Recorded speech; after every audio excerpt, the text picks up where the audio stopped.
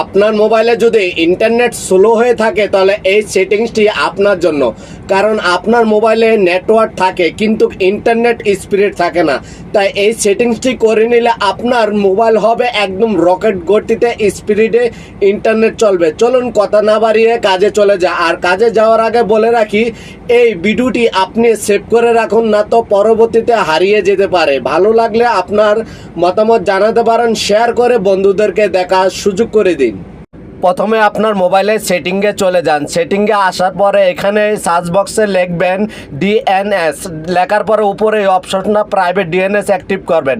Active করার পরে আবারও এখানে প্রাইভেট ডিএনএস এখানে অ্যাক্টিভ করবেন। এখানে একবার নিচে দেখুন প্রাইভেট ডিএনএস পারপাসে এখানে অ্যাক্টিভ করবেন। অ্যাক্টিভ করার পরে আপনি সেভ করে দিবেন, তারপরে আপনার কাজ শেষ। তারপরে এখান থেকে আপনি নেক্সট চলে যান। যাওয়ার পরে আপনার মোবাইল ট্রাই করে দেখুন, অনেক স্পিডে দ্রুত চলবে।